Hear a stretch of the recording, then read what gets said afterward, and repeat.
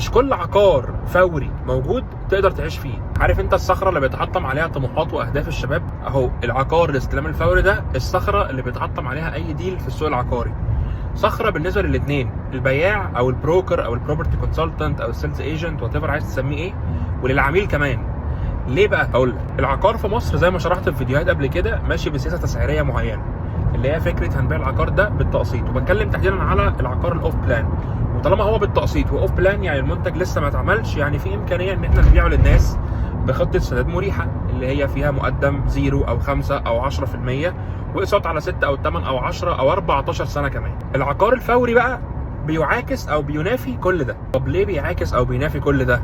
علشان هو عقار اتبنى، هتستلمه فوري، يعني هتروح تاخد مفتاحك، مش هتاخد عقد في حقية امتلاكك لوحدة انت لسه مش عارف هي هيكون شكلها ايه لما تتبني، او عارف بس مش عارف هي فين، يعني هي مجرد فكرة على ورق. انا لو مكانك اكتر حاجة تضمن لي حقي او تطمني وانا بشتري عقار هو ان انا اشوف العقار بتاعي مبني. العقار الاوف بلان حتى لو جبت لي شركة ليها سابقة اعمال كبيرة، عندها ملاءة مالية ضخمة، موجود ليها شغل على الارض، سمعتها زي الفل، ستيل في حاجز اللي هو طب فين برضو العقار ده؟ انا هستلمه خلال 3 أو 4 سنين، فلو في حاجه فوري هيبقى ليها افضليه عليه. انا معاك، انا لو زيك هفكر بالشكل ده. بس تعالى نفترض ان انت ما عندكش مشكله ماديه، يعني هتقدر تدفع الفلوس بتاعه العقار الاستلام الفوري ده، اللي غالبا يا هتكون كلها كاش يا هيكون لو قسط، لو هو مثلا استلام 6 شهور استلام سنه، وهتتغاضى عن فكره ان المقدم هيكون 30 او 40 او 50%. في نقطه بقى لازم تاخد بالك منها، انا مش عارف انت هتكون عارفها ولا لا. مش كل عقار فوري موجود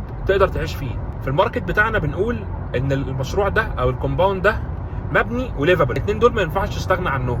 ايه ده، هو مش كل عقار استلامه فوري اروح ادفع فلوس واخد مفتاح وينفع اعيش فيه؟ اقول لك لا طبعا. تعال نبص للموضوع على ان العقار اللي انت بتشتريه او اليونت اللي انت بتشتريها دي هي يونت جوه كومباوند جوه منطقه. فتعال نتكلم على مستوى الكومباوند مره وعلى مستوى المنطقه مره.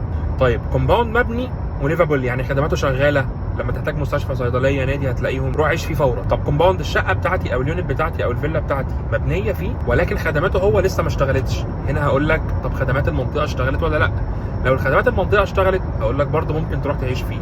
هتبقى بتاخد ريسك، بس هو مش ريسك، هتبقى عامل زي اللي راح افتتح منطقه كده، راح اول حد شطب شقته او فيلته في الكومباوند ده وعايش على حس المنطقه مش عايش على حس الكومباوند.